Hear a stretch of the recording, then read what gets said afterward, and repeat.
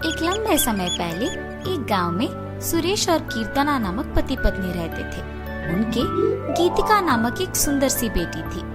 सुरेश हमेशा सबके सामने बेवजह गर्व से पेश आता था। एक दिन शाम के समय में कीर्तना उनके घर पे वड़ा पाव बनाती है। कीर्तना, तुम्हारे हाथ का ये वड़ा पाव सच में बहुत स्वादिष्ट है। और इतने में उनके घर सुरेश के रिश्तेदार आते हैं। अरे सही समय पे आए हैं, मेरी बीवी अभी अभी गर्मा गर्म वड़ा पाव बना रही है, बहुत स्वादिष्ट है। कीर्तना, जरा मेरे रिश्तेदारों के लिए भी वड़ा पाव बना के ले आना। जी अभी लाई। ये कह के गर्मा गर्म वड़ा पाव बना के वहां लाती है और उनके रिश्तेदारों को परोसती है। उनके रिश्तेदार उसे खाने के बाद कहते हैं, सुरेश, तुमने ठीक कहा, हम वाकई ही सही समय में आए हैं, वरना इतने स्वादिष्ट वड़ा पाव हम नहीं खा पाते। मेरी बीवी जब भी वड़ा पाव बनाती है ऐसे ही एकदम स्वादिष्ट वाले ही बनाती है, इसीलिए जितने भी बार बनाती है मैं उन्हें उतने ही प्यार से खाता हूँ। हाँ, बात तो सही है, इतने स्वादिष्ट वड़ा पाव तो कोई आसानी से नहीं बना सकता। अगर तुम्हारी बीवी ने दुकान लगाया तो लोग खरीद के खाएंगे ने। हाँ नरेश, अगर मैं इतना स्वादिष्ट वड़ा पाव बनाती तो पक्का दुकान लगा देती। अगर मैं अपनी बीवी के साथ एक वड़ा पाव का दुकान शुरू करूंगा तो सभी वही आके खाएंगे और उन्हीं स्वादिष्ट वड़ा पाव के बारे में सारा गांव बात करेगा। ये एक अच्छा सोच है। ऐसे ही उसके रिश्तेदारों के जाने के बाद भी उसी विचार के बारे में सोचते रहता है। तब कीर्तना को नजर आता है कि उसके पति किसी सोच में पड़े हैं। उनके पास जाकर कहती है, क्या हुआ जी, किस चीज के बारे में इतना सोच रहे हैं आप? कीर्तना, तुमने तो सुना है ना कि मेरे रिश्तेदारों ने क्या कहा, हम हमारे घर के सामने ही एक वड़ा पाव का दुकान लगाएंगे। तब मेरे रिश्तेदारों के ही तरह इस गांव के सारे लोग उसी के बारे में बात करेंगे। ठीक है, आपके विचार के अनुसार ही हम वड़ा पाव बना के बेचेंगे, लेकिन आपको अब से ऐसे बेवजह गर्व की बातें करना बंद करना पड़ेगा। अगर आप इसी बात को मानकर अपने बर्ताव को बदलने का वचन देंगे तो ही हम ये व्यापार शुरू करेंगे। हाँ, अब अगर मैं अपनी बीवी की बातों को नहीं मानूंगा तो वो शायद व्यापार शुरू करने के लिए नहीं मानेगी और मेरे ख्यालों के अनुसार कुछ नहीं होगा। ठीक है कीर्तना, तुम्हारी इच्छा के ही अनुसार मैं अपना बर्ताव बदलूंगा। हम कल से ही वड़ा पाव बना के बेचेंगे।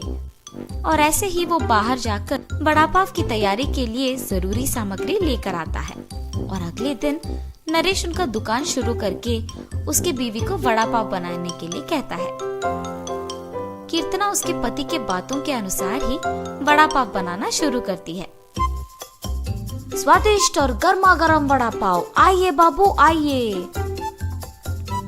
ऐसे जोर जोर से चिल्लाने के कारण उस तरफ जाते हुए सारे लोग आकर्षित होकर उसके दुकान आते हैं और वड़ा पाव लेके उन्हें खाने लगते हैं।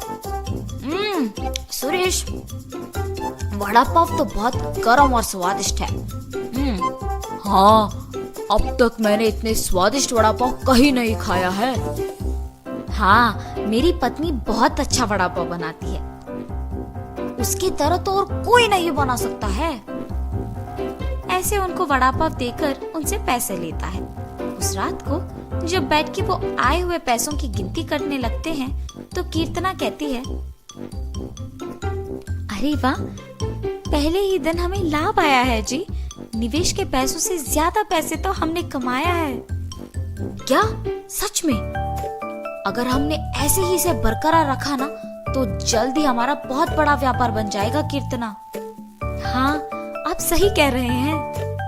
पहले ही दिन उतने पैसे देख पति पत्नी दोनों खुश होते हैं। ऐसे ही वो हर रोज उनके सोच के मुताबिक वड़ा पाव बना के उसे बेचते हैं और कुछ ही दिनों में उनका व्यापार अच्छा चलने लगता है। मेरे सोच के मुताबिक ही हमारा व्यापार अच्छा चल रहा है, किसी और के दुकान में तो इतने लोग ही नहीं आते हैं। कुछ दिन पहले शुरू करने के बावजूद हमारा व्यापार बाकियों से बहुत बेहतर चल रहा है। और हमेशा की तरह सुरेश वापस बेवजह के गर्व में डूब जाता है और बाकियों को भी वही बातें सुनाते रहता है। उस दिन दुकान को आए एक आदमी को वड़ा पाव लाकर देता है। मैं यहाँ जब भी वड़ा पाव खाता हूँ बहुत स्वादिष्ट होता है, एक भी बार इसका स्वाद नहीं बदला। हाँ हाँ, आपने सही कहा, मेरी बीवी बहुत अच्छा वड़ा पाव बनाती है। नया व्यापार होने के बावजूद बाकियों से हमारा बहुत अच्छा चल रहा है। हाँ। ऐसे ही वहाँ मौजूद सभी से बात करता है और ऐसे ही बात करते हुए वो उन लोगों से पैसे लेना भूल जाता है। उसके पैसे ना लेने के कारण सभी वहाँ आके उसकी गर्व की बातें सुनकर पैसे दिए बिना चले जाते थे।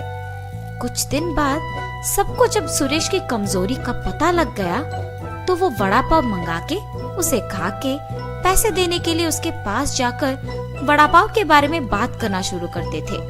सुरेश उनकी बातों में पड़ के गर्व की बातें करता था और उनसे पैसे लेना भूल जाता था और कुछ देर बाद वो लोग वहाँ से पैसे दिए बिना चले जाते थे।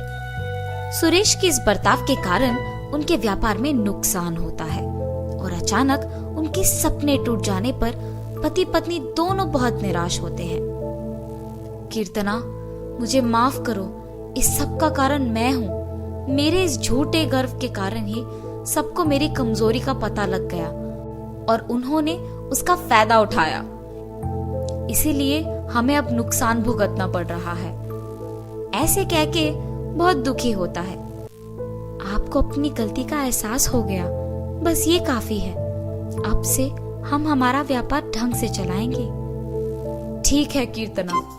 और तब से पति पत्नी दोनों उनका वड़ा पाव का व्यापार बहुत अच्छे से चलाते हुए खुश रहते हैं।